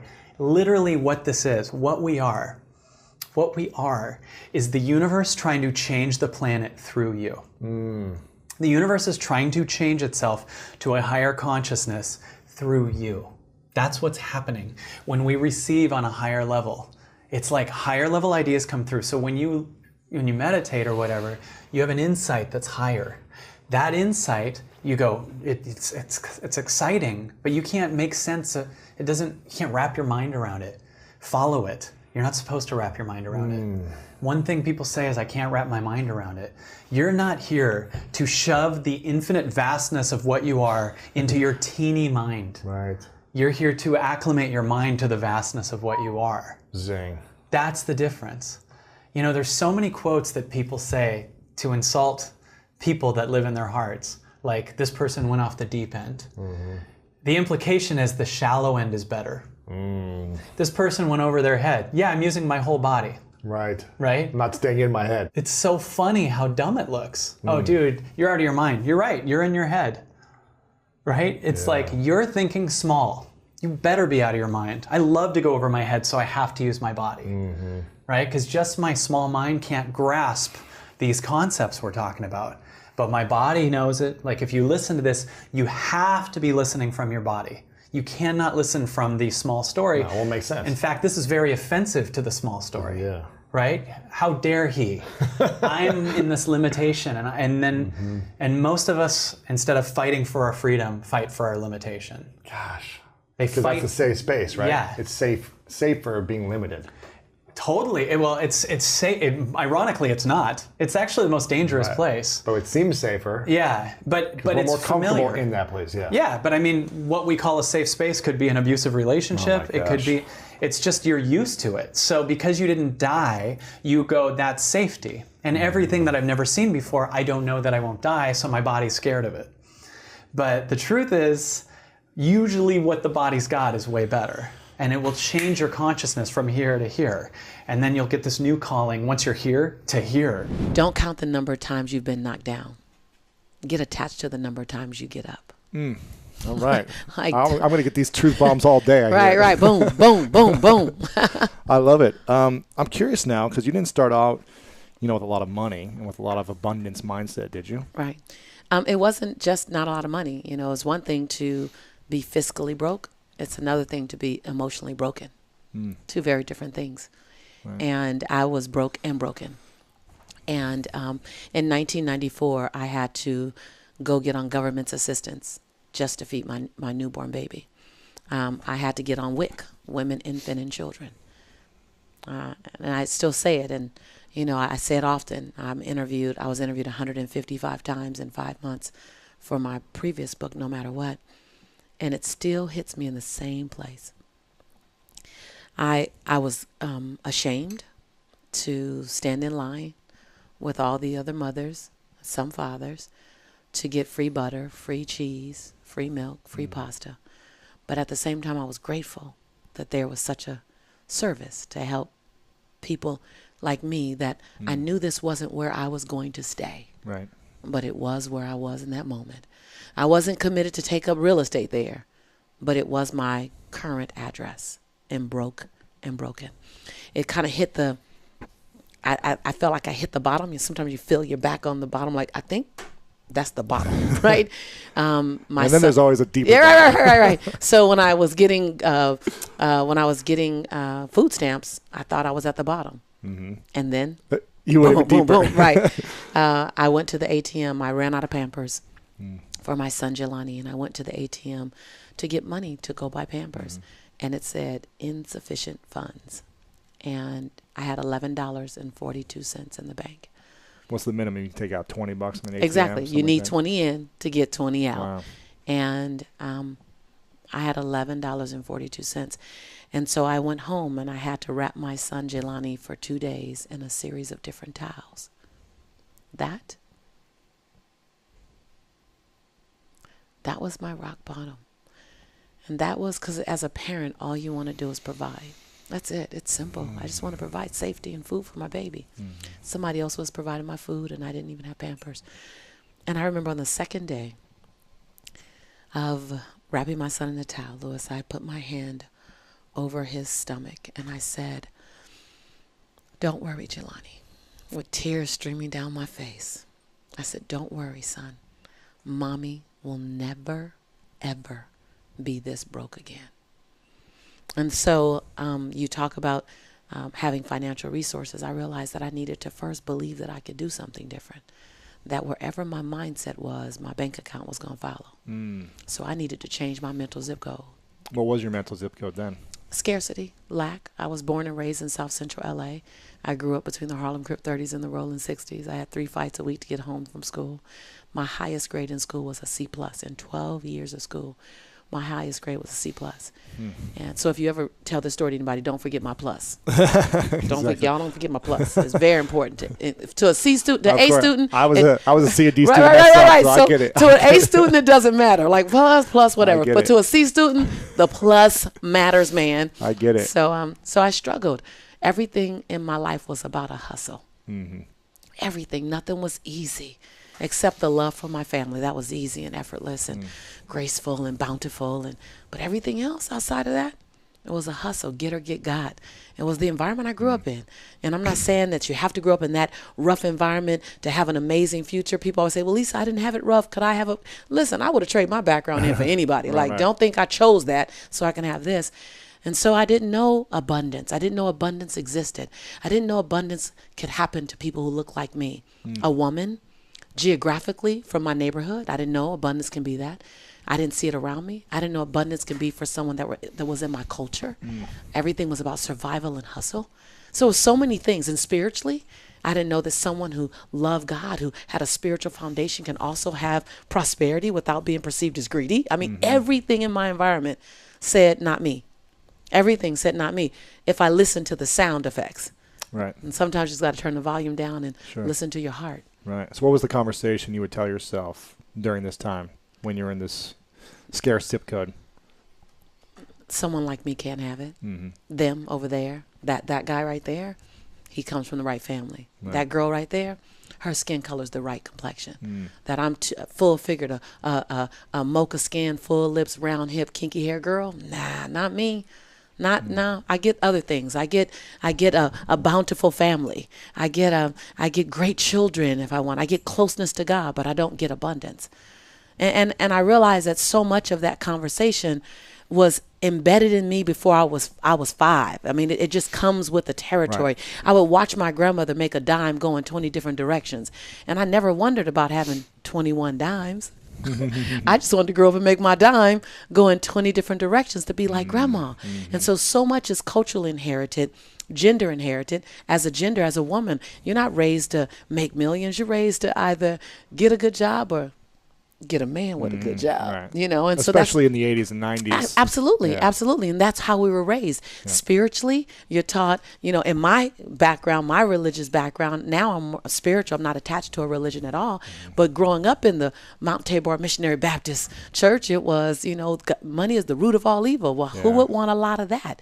And that good who people. Wants evil? Exactly. Who wants evil? And if that's what you say, then I learned that I don't need it. And Sister Brown, I watched Sister Brown, and Sister Brown was the most godly woman in the church, and she was always selling fish dinners and barbecue dinners to make sure she had enough money. And so unconsciously, I wanted to be like Sister Brown because that woman can pray the heavens down.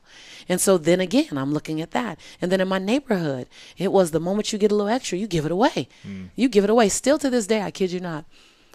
One of my last opportunities, I don't call them challenges, opportunities, is I'm in the top 1% earners in America. And I say that humbly, I'm grateful. And my job now is to learn how to keep it and grow it because I love to give it away. And I know it's a learned behavior. It's a learned, and I give it away to good things. I just put $82,000 and revamped my grandmother's whole house because I knew she wasn't gonna move. She gonna live. That's where she gonna rest in peace. She's gonna stay right there. She's been at that house since 1968. She's not going anywhere. So I just redid the entire house, gutted out the entire house, and spent close to $100,000 doing it. And I'll do that over and over and over and over again because I also was taught, give it away. So now I'm going to people who are more powerful in money in terms of I know how to make a lot. I know how to keep a lot. Now I learn how to grow a lot. Yeah. You know, and being willing and being humble enough to say that's where I am. Yeah. I got the first 2 down because money is 3 levels. How do you earn it? How do you keep it? And how do you grow it? Yeah. And so, you know, I had a conversation for a long time in many different ways. And then it's the conversation as a woman. If I make so much, it's going to be hard to be dateable. That big D word, you know, and so as an African American, you're unapproachable now. Exactly. And men are taught, as I'm taught as a woman about money, you're taught as a man, be the provider. Well, you know, it's kind of hard to provide for a G like me. You know, when I come in, I go, how about we just put it together? Because I'm kind of cool on the provision thing, you know, and so I realize that men have to also feel comfortable with the fact that that's an 80s conversation. And in 2015, she might make 2016 millions. Now. Right, 2016, right, You're right. the book tour, you're still last year. I started the book tour, and I have you have to, at every moment, tell me the date that we're living inside of right now. I feel you. Right, you know, I'm just recovering. Right. I'm finally just like. Tell me there's something on the other side. Recovery is true, right? There's a clear voice. There's sanity. I'm not seeing doubles, right? There's a healthy body again. Right, amen. There's your freedom of time. So I'm curious, what was this moment then that you realized, okay, I need to shift the way I'm thinking, the conversations I'm having, how I'm showing up, who I'm being in every moment, from living in this scarce environment that I've lived in for 20-something years to all of a sudden shifting into an abundance mindset and way of being. What was the moment you experienced, the thought, the idea, the catalyst that broke that? I like how you say a moment. Like I got the ceiling opened up and the lights came in and the angels came. No. Maybe it was over time. Right. There was a moment when suffering became too painful. There you go. So mine didn't necessarily come in a glory moment. It came when $11.42 and watching my baby wrapped in a towel. A towel, I felt like I was being unfair to him. See, because 30 days before the towel, I'm really tell my stuff. 30 days before the towel, his father called me, and when I answered the phone, I never forget. I said, hello. He said, Lisa, I'm in LA County Jail. Well, I don't do jail, and I don't do people in jail, and I don't do people who have a possibility of going. So how did you get there? Because I met you in corporate America, and you were a professional. How you got there is his business. I don't know. But now I'm a single mom of a son whose father's now in prison. Boom, boom, boom, rock bottom again. So 30 days later, when I had my son wrapped in a towel, I was done. I was just done. You were sick and tired of being sick and tired. I was done. So, you know, the concept of bankrupt is there's nothing left. Yeah. That's the concept of bankrupt. So I like to explain it. I was bankrupt in my mess. I was bankrupt in my chaos. And I was bankrupt in every sexy, because my excuses are sexy, by the way. I've been a linguistic specialist for years. I could talk my teachers into doing things right. I mean, that's just been my gift. My father used to say, Lisa, please promise me you will use your powers for good.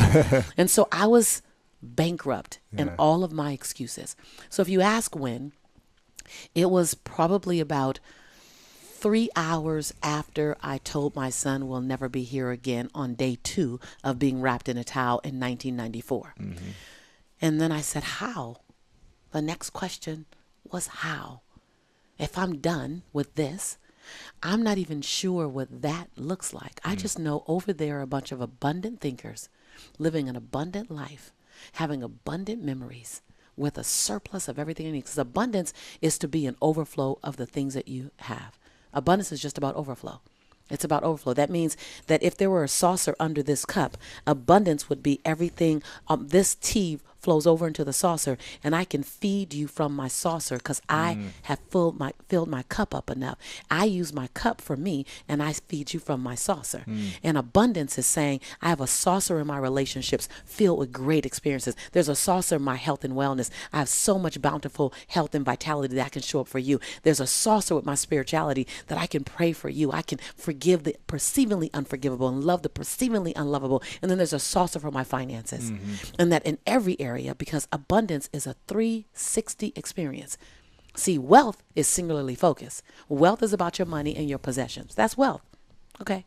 But abundance is 360. I have a lot of very, very wealthy friends who are miserable, unhappy, who are bad not abundant. relationships. Who are not abundant. They're wealthy. Scarcity. Yeah. They're wealthy. They're not abundant. And they understand that. And they come to me and go, Lisa, help me with my relationships with my family or whatever. Right. And so I had to learn something different. Louis, I didn't know what I didn't know. And so that became the moment when I said, what do I need to know to have something different? What do they know that I don't know? And how can I get it? And I became a hunter. So what was the first discovery? That there's a mindset that comes with abundance, that they think differently. They don't just do something different. There's not a hookup. First of all, what camera do I look into? Is it that one? Anyone. There is no such thing as a hookup. I am still waiting on mine. And if you know where it is, my phone number is. So there's no hookup. Yeah. There's no hookup. Like, it's not true. Like, you got a 297 million chance in 1 to win the lotto. And within 5 years, the people win the lotto are in more debt than they were before they won the lotto. So that ain't even a hookup, right? Yeah. And so I realized that I needed to change my mindset. I needed to learn something different. And I needed to know it at a cellular level. All that stuff I just told you about, my color, my gender, I had to unlearn. People we're information junkies because we got all kind of access to information online. Yeah. And we're learning all this stuff, but we're not implementing anything. I'm sorry, I might step on a few toes. That's what I do. And so I realized that I had to, at a cellular level, first, before I went to get any more information, I had to be willing to divorce and evict some belief systems that I already had. That they had taken me as far as they can take me, and now they're holding me back. It's almost like you wear a size 11, you have 11 foot, and you tried to fit it back in a size 7 shoe. You passed that a long time ago, and that's going to be a very uncomfortable day. I was in discomfort. Right. I was very uncomfortable with my thinking. And so I started diving into books. The first book I dove into was Stephen Covey's 7 Habits of Highly Effective People, and it disrupted me. It disrupted everything. I didn't know. It was like a double door opened up, and then a wall opened up. And I'm like, what are they know that? Like, why nobody told me that? Like, I felt like I was out of a club. And really you are. I'm just going to tell you. Abundant thinkers think a certain way. And they don't go around trying to convert you. Like, people like you and I go, let's open it up to everyone. Yeah. But here's what I know about the human spirit. Is that the human spirit has a power of choice. And most people don't want to choose this kind of thinking because it costs you something. What's the cost? The cost is you got to get up earlier. You get up earlier than the average guy. Your day, what you do in a day is what some people do in a week. What you do in the mornings is what some people do in a 12-hour day. You got to be willing. What you're willing to do on your book tour, to get on the New York Times. Some people say, I got to do all that. I don't want to do all that. It's a lot of work. Okay, great. Then have your life. Like you sign up for your life experience. There's no way. Like when I realized that I was a culmination of all my decisions. That's like straight with no chaser. That's like getting it with no cookies and milk. I was you're a culmination of all your decisions. And then when you up-level your decisions, and that's even hard at times when you go, God, why am I always single? You're a culmination of your decisions. You're a culmination of your actions.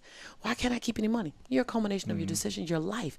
So I wanted to make better decisions because my son being wrapped in a towel, me having $11.42, me being overweight, my son's father being in prison. I couldn't shake it. I was a culmination. My life experience was a culmination of all my decisions. And it was undoubtedly a hot mess.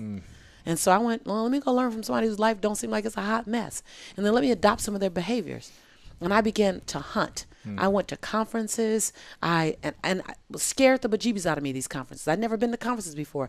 I went to entrepreneurial conferences. I was one of 4 women at an 800-person conference. Wow. And I was the only woman of color.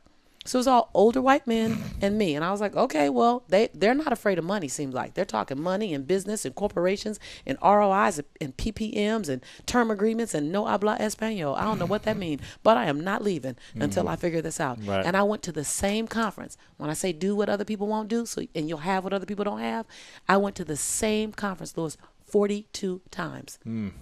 I told you I was a C student, so it took me a minute to get it. And I kept getting sponsored back to I didn't even have the money to go to the conference. I started volunteering at the conference. I would be on stage teaching because they loved the way I spoke. Then I'd get off and I'd help clean up because I had to pay my dues to be there. I was okay. I ate my slice of humble pie every day because I was bankrupt. See, some people, you haven't pushed non-negotiable yet. You're still optional. I really would love to be successful.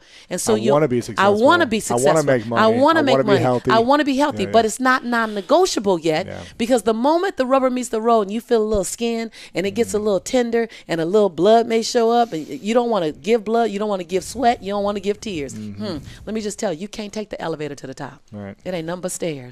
It was the early development of manifestation, right? And it was drawing. I have a self-portrait of myself from when I'm 14 years old, where it's me. This is no joke. It is me in a matching hat and shoes, like with a skateboard on the side.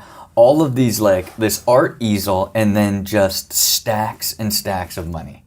Really? Right? And you drew this? I hand drew it, right? And it's like the most fascinating aspect is it's this bizarre matching hat to shoes combo, you know? And to me, like I always like could feel intuitively the law of attraction, right? Really? And so even when I look at like I was lost at 25 years old when I was like searching for some sort of way I was like a fix to help like redirect me and get me remotivated and refocused. And that's why I was looking for a hypnotist, right? And then I found a hypnotist who was at the Scripps La Jolla Hospital and so to me I'm like, okay, this is like a clinical psychologist hypnotist. This is real, right? And so when I got in not there, some stage performer. Yeah, and so to me it was like when I got in there, I was like looking for like, you know, make me focused on skateboarding so I can win contests, like, you know, whatever my vision was. And he immediately did this test and said, you don't believe you were meant to be successful at your subconscious level. And so that's what he discovered after doing some tests. Yeah, he did these tests, and then the initial hypnosis was just reinforcing at the subconscious level that I was meant to be successful, right? That I believed that, right? How do you learn to believe that if you hadn't believed it until then? And look, I would say that I grew it and built it at an early age and was starting to lose it. Okay. And so then you got it, helped. which made you a professional at 16 and kind of go to the next level. But then somewhere you lost it. Right. He reinforced it and then boom, you know, and most recently I went to his house, you know, like a year ago. Really? Yeah, I went to his house. He's like, this hypnotist now is a lifelong friend. You know what I mean? I found him in the yellow pages. It was What's his name? pre-internet. The great Dr. George Pratt. And so, I've sent friends there. I go see him all the time. On my 5-year anniversary, he presided over the 5-year anniversary of our, when we renewed our vows. But I'm like, hey, can you just give me a check real quick? I just want to verify that I'm going to be a billionaire. He's like, come on in here. He's like, come on, stop it. That's going to happen. Wow. His psychological power. He's like, stop it. And it's just like, you're right, Dr. George. But look, I think even, we were both in Think and Grow Rich that we had shot before we did the initial interview together too. He was in the movie? No, me and you. Oh yeah, gotcha, yeah. Right, and it was, even back then, like now I'm evolving and getting more intuitive of things being attracted to me. But it wasn't till 2018. I was in a bit of a pit of chaos, right? Because here's these great plans that I have built that were unfolding. 2016, it was all coming alive, right? Our interview was at peak youthful energy of the world is mine. I just moved to Beverly Hills. I'm having my first child.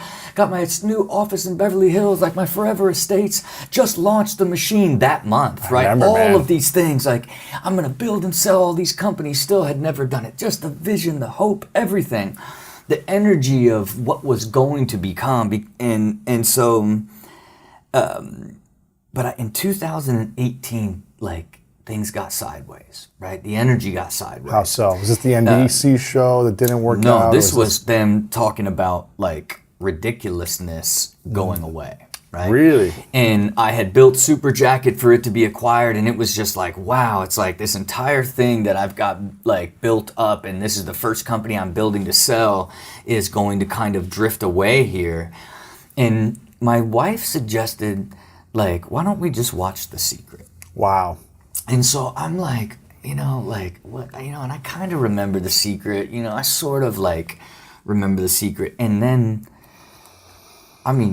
the first 15 minutes, it just shifted my being. Really? It shifted my being in way of thinking of like stop it. Like, look at who you are, what you've done, and look at like the good that has constantly like found its way to you. Don't lose sight of that. Like, and I began to practice belief. And literally like a month later, my internal medicine specialist is talking about meditation. And I'm like, I have to meditate. And she's like, in my office, we have this new company that has these meditation pods, the Somadome, right? And I'm like, can I try it out? And inside this Somadome, it's a guided meditation about manifestation. Really? And so what I started doing in 2018 is I was like, I'm not going to like hope for the law of attraction. I'm going to begin to practice it. So I would go to sleep every night watching The Secret. So it was the last thing I went to bed. And then when I would get up in the morning, I would get in my dome, right? And I would just like think of all the things I wanted to happen, right?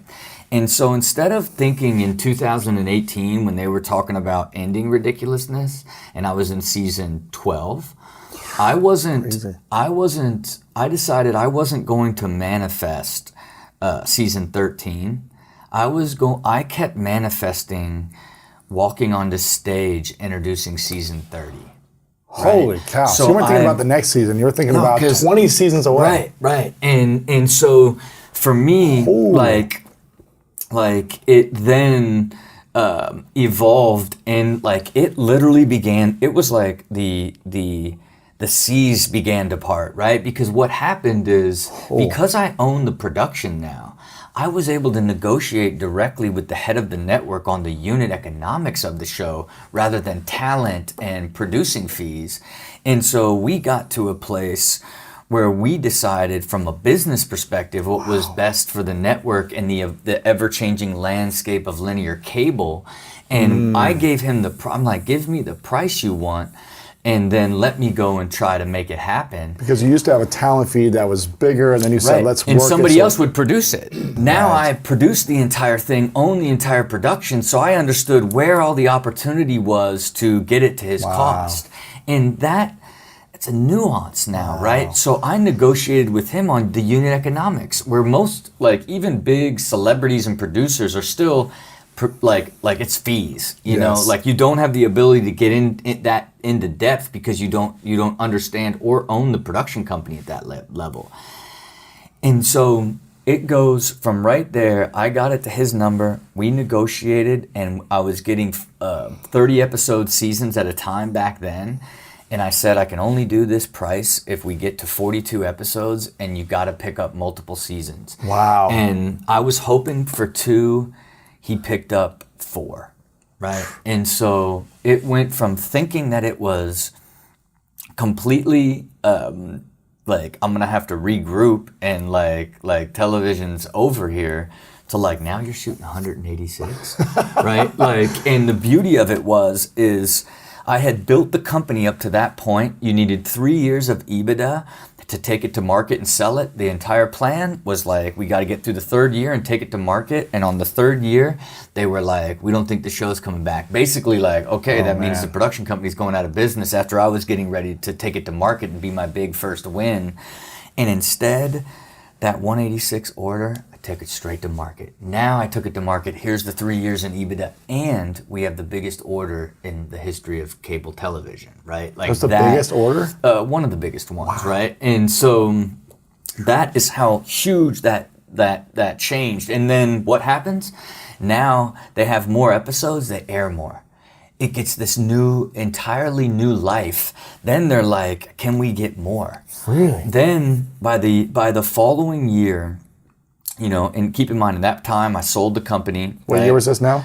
The company was acquired in 2019, right? So, and then it was like, it had this explosion. So then it's like, how many can you give us? And I'm like, so I went through all time management, all aspect, because keep in mind, I'm still doing all of this while living super balanced, happy, normal life. So I could do 250 max. 250 in a year? Yeah. And then I was like, but in order to do that, like, can you pick up 2 years? And then they were like, what? No brainer. Let's do it. So they then ordered 500. 500 eps? Yes. In 2 years? In 2 years. And that put me to 30 seasons, right? So Holy. it's like, so, you know. Oh my goodness. And again, so you were visualizing 30. Visualizing 30. And I'll tell you one thing, you know, I actually spent some time with the great Dr. Joey Dispenza, right? And the one thing I heard from him is this idea of don't try to think it, try to feel it. You know, don't when you're trying to like tap into the quantum field and generate energy in the law of attraction, the things that you are thinking about, think about the feeling. That's why I went through the feeling of like what it feels like to be on stage. Welcome to season 30, right? So it's a much more richer sort of existence. So now it's like I practice it every single day. I am in you know, that Somadome meditation pod, like feeling what I want to happen 7 days a week. Almost never miss a day, right? And I track it super extensively, and like literally it's like 97, 96, like almost every like 97% of this entire year I have been in there just visualizing what I want to happen. I gotta get one of these domes. Yeah, look, keep in mind, like think how hard it is to just meditate every day. That's so hard. Right? Think about how hard it is to just do anything healthy every day. For 5-10 minutes. Right. You know what I mean? I didn't do it overnight. I had to grow into it. It's a muscle. Getting that level of discipline, being able to commit to it, you need to do it over and over. You go through your highs and lows. You stop for a little bit. You go back to it. You stop like it. It goes like that till you finally grow the muscle of the consistency and the discipline to where it turns into a way of life. Yeah. I just don't, now I can't even imagine not doing it. If I don't do it in a day, I'm like, where are all my dreams? You know? How important is it for people to feel what they want to manifest on a daily basis then, as opposed to once in a while? I mean, look, I'm living proof that you can exponentially accelerate towards it if it's part of your focus. Where do you think you'd be if you didn't do that on a daily basis? It's hard and to go say. to sleep almost every night watching The Secret Yeah, or I something mean, look, like that. but I've been falling asleep to a lot of Jim Rohn, old Jim Rohn, Yeah, man. this old school his sort of philosophy that's also super sharp. Because what I've just found is like you're like this. I'm gonna fall asleep instantly, right? Like I sleep pure and quick, but it's like let me be in this like sort of growth mindset as I'm like drifting off asleep to like set the tone, right, for what it is. So I don't know, and it's again I think with a lot of stuff that I do, it's extreme, right? It's like so extreme, like you track every minute of your life. Yeah, like tracking every minute of my life, having the qualitative data of every single day, asking myself how I feel about my life, 0 to 10, right? And of life, work, and health. The beauty of that is it is a clear indication of the quality of your life. Yes. And I see direct correlation to my discipline on my quantitative stuff. Did I get up at 5? Did I brain train? Did I meditate? Did I get in the gym? Did I have a clean diet? Did I not drink?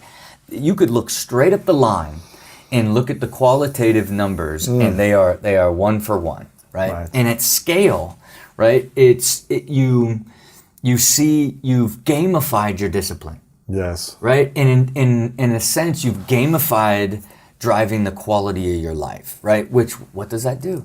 What do all those things actually deliver to you?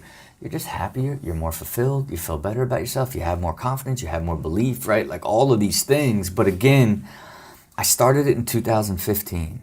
I was never able to do an entire year until 2020. It took me 5 years to do an entire year. Now in 2021, I set my goals in 2021 based off of having an entire year of this data to be like, I'm going to average 20 points above on the quality of life qualitative data, and I'm going to be 80% on my health balance quantitative stuff. And that's what I committed to. Only I am currently at like 21 and like 95. It just it like once I gamified it and now I'm playing the stats, like it made me even that much more disciplined and excited and energetic to stay more disciplined, which in turn gives you more energy, more discipline, and more self-belief, output, more self-belief, more success, all these things that compound on top of each other, because that's, it really is a compound effect in all aspects of your life if you see your life as all of these different systems that have the ability to expand, right? Because as they expand and they're harmonious, you get this extraordinary energy and build this great foundation that you grow into the ideal version of yourself. Yes. Because that's ultimately everybody's goal, If you could only do 5 things on a daily basis that would set you up for freedom, success, abundance, what would those 5 things be? It is the core 5 that I do. I'll skip brain train because that's just more like a discipline thing for fun. But you get up early, like lately I've been getting up at 4 and 4:30 because it's like you get so much out of being highly organized and having time to get a ton of stuff executed before the chaos starts, right? Because I don't care who you are, the chaos starts, in my case, it starts at 7, the moment my kids get up. Yeah. So everything that I can get done ahead of then is essential, right? And including free thinking and ideating and all these things that get lost when you're just going from thing to thing to thing and exhausted, and then like veg out, get up, go thing to thing to thing, right? Like the life force is constantly recalibrating and getting clarity on where you're headed as part of it. But one for sure, get up early, meditate, and everybody does it in a lot of different ways, but meditation for me isn't get quiet and breathe. It is, I put headphones on, I get in a dome, and I listen to a guided manifestation meditation. That's like basically reinforcing my drive and ambition and hopes and dreams rather than trying to bring peace. And it's a different style, but I think anytime you just take that 20 minutes to be outside of your body and ultimately reality, if you will, is a great reset. And I think number one, far and above is diet, man. I just Key. I don't care. If I could boil down the core of my happiness, the core of my execution, the core of it is literally clean diet, right? And it also compounds, right? Yes. And it compounds back and forth, right? Because like you can get clean and get a big momentum, and you can just start to eat lightly bad, and you just level off. You know what I mean? You definitely can't go a layer deeper. But it is, of course, the hardest one to maintain. It's the battle between the upper self and lower self, right? Yes. It is that pure battle of like, you shouldn't be doing it, but like you just can't stop it. Then once you start it, here's the problem for someone like me. I have to create all this discipline and gamify it to protect me from me, because I will start to dip down. To justify, I'll dip down, and then I'll do like fake health for a while, right? And then I'll be like, after my wife's birthday, then I'm gonna get focused again. You're always like breaking that battle between my upper and lower self. Is I would say even this year is probably the only year, and I was committed to it again because I had the data and like now seeing like gamifying it as like, I just want my body composition this. You know what I mean? Like, cause I swear, like normally it would like literally summer dip back up in the winter, starting over January 1. It's almost like in December it's just pizza and wine and cheese and cookies, ice cream. And to me it's like. So how do you do an 80-20 approach to that? Do you have a cheat day? Like, how do you make sure you're not this disciplined freak of nature all day long and not also enjoying moments of? Yeah, I try to like not put I just try not to lose control. Yeah. Right? And then I keep a foundation and my foundation is just chicken, vegetables, right? And intermittent fasting. That's it. Right? So I just, no rice, no bread, no snacks, chicken and vegetables at like 10 or 11, chicken and vegetables at like 3 or 4. And then, okay, it's date night. Like, I'm gonna go with the wife and we're gonna go movie, I'll have popcorn, right? Yeah. Like, it's your baseline that you can commit to, and then now it's a battle between your upper and lower self. Where do I lose it? In the spring when I went on vacation. Yeah. So I had to, and I got back into that same mode where I dipped so quick.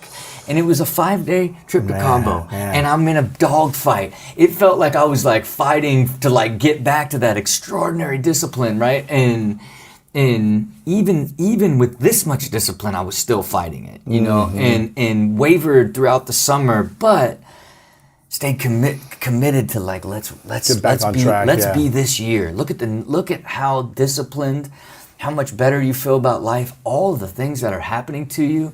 Like let this be the beginning. At year 5, I finally had like a pure year that I envisioned in 2016 that I was trying to sell to you that I was going to develop and be. And it took 5 years. And I just think that's another testament of like, you're talking, I'm so disciplined.